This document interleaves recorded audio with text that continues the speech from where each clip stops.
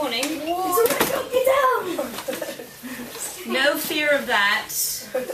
The war's over. Now, let me tell you what's happening in 1783, because some of you are a bit worried about me, I know. 1783, the war is over. You can tell where I'm from. Yes. Thank you for not using any of the epithets that your compatriots in Boston... Oh, that would be the nicer of the epithets I can think of. Yes, exactly.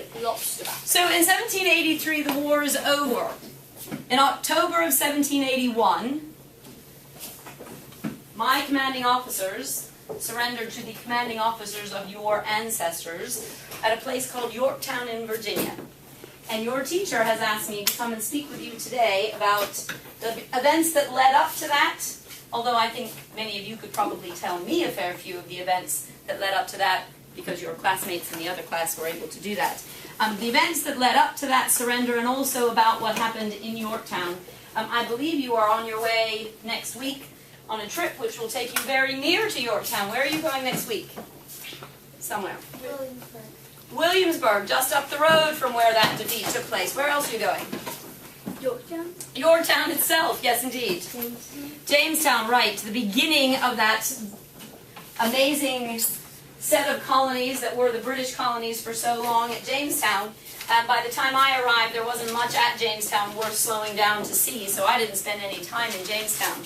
But indeed, you will be very close, and in fact you will probably walk on some of the same land that I walked on. So it would be good if you had an idea about this story. Now, if history repeats on this day, as it has in the past, I won't have a chance to tell you all the things that I mean to tell you, but that's all right, because when you get back together again with your teacher on Tuesday, because you do some other thing on Mondays, she will fill in any gaps that I leave out. So I have a bit of a story to tell you about how I came to be here on this day. What would a British soldier be doing in this, what is the name of the small town where you are?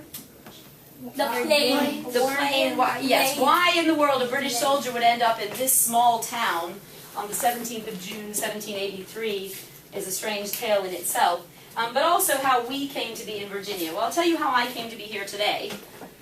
I left Winchester, Virginia this morning by foot as a wayfarer. Any of you ever been to Winchester, Virginia? A fair few of you. It's not too far down the road. Anybody know what Winchester is famous for now in your time? And they already grew these in the day that I was there. I thought Wasn't there a battle? this is something you can grow.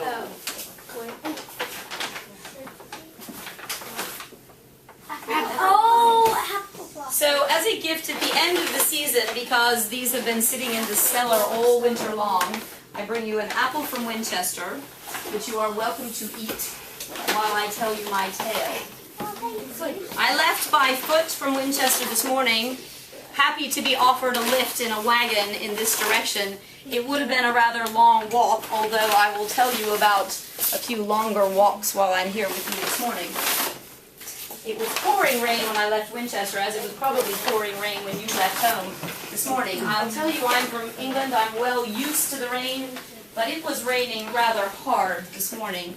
I have my lovely red coat. These coats actually keep the rain off very well. It just rolls right off. It was a fine thing to be wearing first thing this morning, but I can tell you I did not have it on me yesterday, the day before, or the day before that, because this is not a comfortable thing to wear when it is hot. And I'll tell you about a few days when people were wearing their military uniforms in the hot, hot, hot.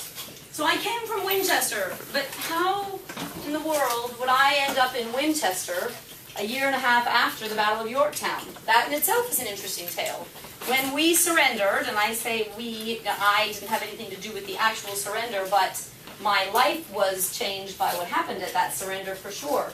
When we surrendered at Yorktown, one of the Articles of Capitulation, as it's called, that's the surrender document, one of the Articles of Capitulation said that all of the soldiers, not all of the officers, do you know there's a difference between soldiers and officers? Anybody be able to put a finger on how to describe what the difference is? Yes, ma'am?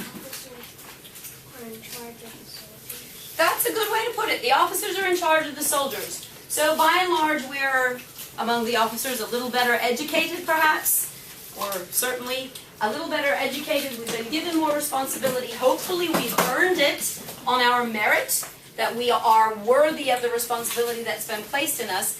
So there's a difference between soldiers and officers, and at the end of the Battle of Yorktown, at the surrender, officers were not sent to prisoner of war camps. Officers were given the right, the permission, a passport, as it were, not the same kind of passport that you have, but a document promising them free passage, safe passage back to New York or other cities that were still in the holding of the British, because as we surrendered at Yorktown, we did not realize entirely that that would be the end of the war, the last major battle of the war. We were offered free passage back to a British-held city. We were offered safe passage to Canada, or we were offered safe passage back to Europe. And many of my fellow officers went. They all left Yorktown, let me tell you. We left Yorktown as quickly as we could. However, all of the soldiers were sent to prisoner of war camps, some in Virginia, some in Maryland, and some in Delaware. I don't know why the word Delaware just came out of my mouth. Those names are not familiar to me. Pennsylvania, I believe, was the third place where there were prisoner of war camps. Those colonies changed their names to states pretty quickly, but they're the same names. I should have gotten that right. I was among the ones who accompanied the soldiers who were sent to a prisoner of war camp in Winchester, Virginia. That's a long way from Yorktown. It'll take you a couple hours on a bus to get down to that part of the world. So imagine if you had fought, and you'll hear about the siege at Yorktown.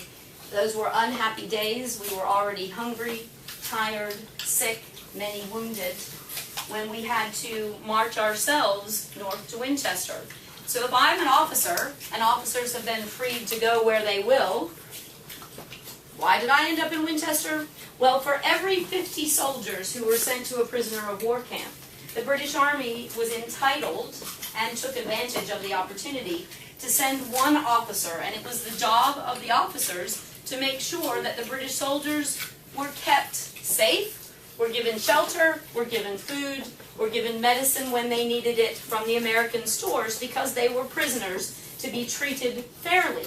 I think your teacher by now in the year has probably taught you about the fact that war was a gentleman's game. Even though we would shoot each other dead on the battlefield, when the battle was over, we were entrusted each other with our safety, and we entrusted our soldiers to the safekeeping of the commanding officers of the American Army.